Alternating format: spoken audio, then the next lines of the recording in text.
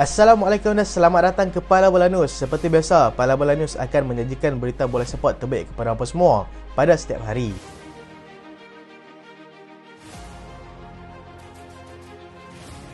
Kita mulakan dengan perkembangan bola sepak tempatan. Harimau Selatan bakal terima seorang lagi pemain naturalisasi. Pasukan JDT dilaporkan akan menerima seorang lagi pemain naturalisasi sebagai langkah untuk memperkuatkan lagi pasukan mereka pada musim hadapan. Terbaru, mereka sudah memiliki Enrique Dos Santos yang kini semakin cemerlang dengan mencatatkan 3 gol daripada 3 penampilan pertamanya bersama pasukan JDT. Mereka setakat ini sudah memiliki De Paula, Sumareh dan juga Leridon Krasniki sebagai pemain naturalisasi dan akan menambah lagi pemain berstatus itu pada musim akan datang. Sekiranya itu pasti berlaku, kelebihan sudah pasti menjadi milik JDT untuk musim yang akan datang. Bila lagi tim lain nak ikut JDT buat? Kalau asyik duk kritik tapi tim main hambar pun tak guna juga. MFL puji tindakan FAM gantung pengadil. Tindakan pantas FAM menggantung pengadil Zulkarnain Zakaria mendapat pujian daripada MFL yang melihat FAM mengambil serius dalam soal menjaga kualiti mutu pengadilan dalam Liga Malaysia. Pengadil Zulkarnain Zakaria digantung oleh Jawatankuasa Kepengadilan FAM susulan kontroversi yang berlaku ketika perlawanan antara Sabah dan juga Penang. Dalam perlawanan tersebut, Sabah mudah menewaskan pasukan Penang 5-2 hasil daripada pelbagai keputusan kontroversi yang dilakukan oleh Zulkarnain. CEO MFL, Stuart Ramalingam, berkata keputusan itu sekurang-kurangnya dapat meredakan kontroversi yang sedang hangat diperkatakan. Kesian abang botak ref kita. Mana dapat lesen pengadil pun tak tahu. Mungkin beli kat Shopee.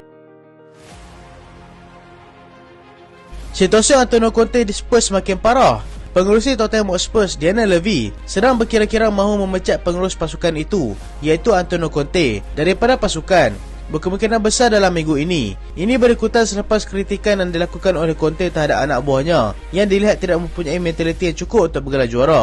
Dia juga lantang mengkritik beberapa pemain utamanya yang dilihat sangat mementingkan diri sendiri sehingga mengganggu mutu persembahan pasukan. Tujuan dia mengeluarkan kenyataan itu adalah untuk memberikan gambaran sebenar mengapa mereka sukar untuk memenangi trofi di sana, sedangkan prestasi mereka agak baik dalam musim ini. Jarang jumpa coach yang macam ni. Selalunya esok lusa mesti dah kena pecat. Dia seorang je semangat nak menang, tapi anak buah duk relax je. Itulah Spurs. Mbappe ada potensi untuk bergelar kapten, kata Deschamps. Pasukan kebangsaan Perancis yang baru saja diumumkan senarai,nya oleh Didier Deschamps masih belum mempunyai kapten selepas Hugo Lloris mengumumkan persaraannya di pentas antarabangsa. Jurulatih pasukan Didier Deschamps dilihat mahu menjadikan Kylian Mbappe sebagai kapten pasukan yang baru, melihatkan kepada kebolehannya untuk berkomunikasi dengan baik di dalam dan luar padang. Mbappe juga dilihat mempunyai pengaruh yang baik semasa dalam bilik persalinan bagi menaikkan lagi semangat mereka jika mereka berada di bawah tekanan. Dia juga pernah menjadi kapten pasukan PSG baru-baru ini dan itu boleh dijadikan sebagai pengalaman untuk pemain tersebut. Hari itu dah jadi pemilik bersama PSG, ni dah jadi kapten pula. Terbaik Mbappe. PSV haramkan penyokongnya ke stadium selama 40 tahun. PSV yang bersaing dalam Liga Belanda telah menjatuhkan hukuman 2 bulan penjara kepada penyokong mereka yang menyerap penjaga gol Sevilla, Marko Dimitrovic, dan juga akan diharamkan untuk hadir ke stadium selama 40 tahun selepas itu. Penyokong itu dikatakan kecewa selepas pasukannya itu tewas kepada Sevilla, menceroboh masuk ke dalam padang dan cuba untuk mencederakan penjaga gol pasukan lawan itu. Pihak PSV sudah mengenal pasti penyokong yang berusia 20 tahun itu dan hukuman berat diberikan kepadanya sebagai peringatan kepada mereka semua supaya ianya tidak berulang lagi nanti. Kena ban umur 20, umur 60 pula baru boleh masuk stadium. Lepas ni layan bola kat TV je lah. Pertemuan klasik England dan juga Itali. Roberto Mancini. Jurulatih pasukan Itali Roberto Mancini melihat sebagai pertemuan antara England dan juga Itali nanti sebagai antara pertemuan klasik selepas kedua-dua pasukan dilihat melakukan pembangunan yang baik terhadap pasukan mereka.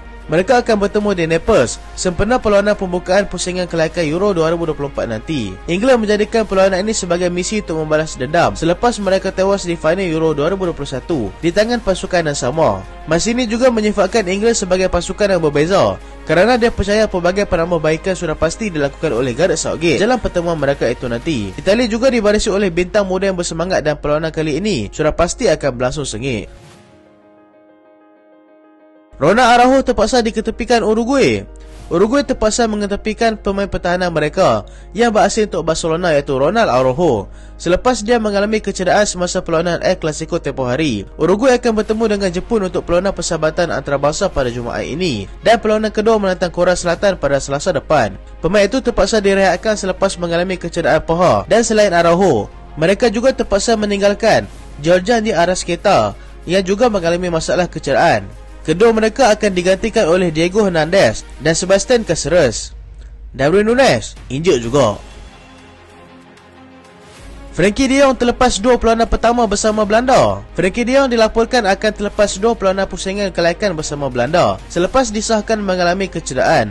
Dia yang beraksi penuh dalam perlawanan El Clasico terpaksa membayar dengan kecederaan sebelum mereka berjaya mengatasi seteru utama di La Liga itu. Selain beliau, Steven Bergwijn juga terlepas perlawanan penting itu akibat kecederaan lutut. Ronald Koeman yang kini menjadi pengganti kepada Van Gaal telah memilih untuk memberikan peluang kepada Joey Veerman dan juga Donyell Malen untuk menggantikan 2 pemain utamanya yang cedera.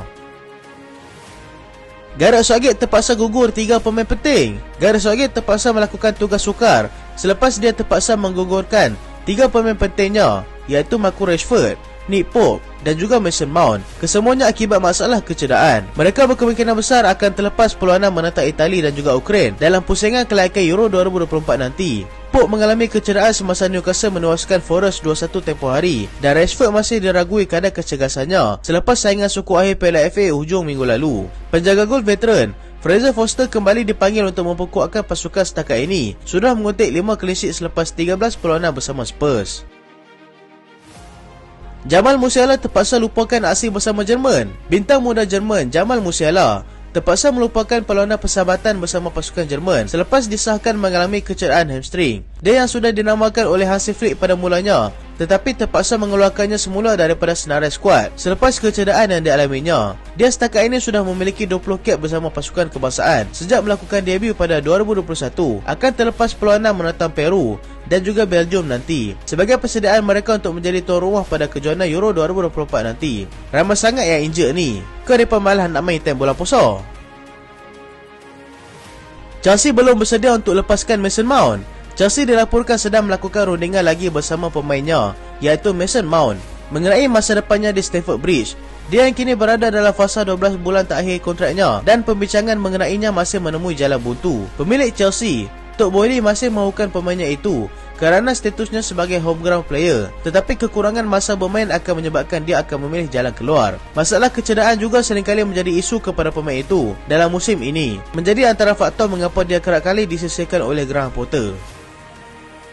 Frenkie de Jong dedah potensi dia untuk ke Manchester United. Pemain tengah Barcelona, Frenkie de Jong, mendedahkan yang dia berkemungkinan besar akan menyertai Manchester United jika dia mahu berhijrah daripada Barcelona. Umum sedia maklum yang pengurus Manchester United Erik ten Hag begitu berminat untuk membawa masuk pemain itu, tetapi de Jong masih belum bersedia untuk meninggalkan Barcelona. Ten Hag masih lagi berminat untuk dapatkan pemain itu dan kedudukan kewangan Barcelona yang kini tidak begitu baik mungkin menjadi faktor pemaksa untuk pemain itu keluar daripada sana nanti. Liverpool berminat dengan Milinkovic-Savic. Liverpool yang kini dalam proses untuk merombak pasukan telah menjadikan Serge Milinkovic-Savic sebagai antara target utama pasukan dalam mendapatkan pemain di posisi tengah. Mereka dikatakan akan membawa masuk pemain itu pada hujung musim nanti selepas pemain berusia 28 tahun itu telah menghabiskan 8 musim bersama Lazio dengan melakukan sebanyak 330 penampilan dengan 64 gol di semua kejohanan. Pemain itu juga memilih untuk berhijrah untuk mencari pasukan yang lebih kerap bermain di UCL. Tapi Liverpool tak tahulah layak ke tidak musim depan.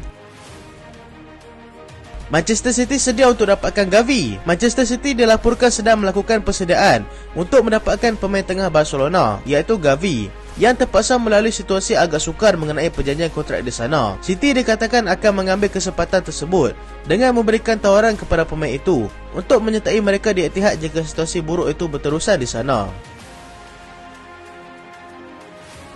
Aston Villa mahukan Lukaku.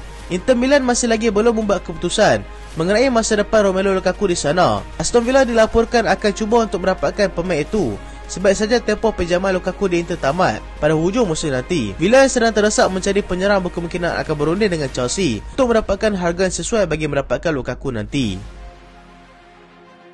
Itulah berita pada kali ini dan terima kasih sebab tonton sampai habis. Jangan lupa like, jangan lupa share, jangan lupa subscribe. Aku Solian. Assalamualaikum.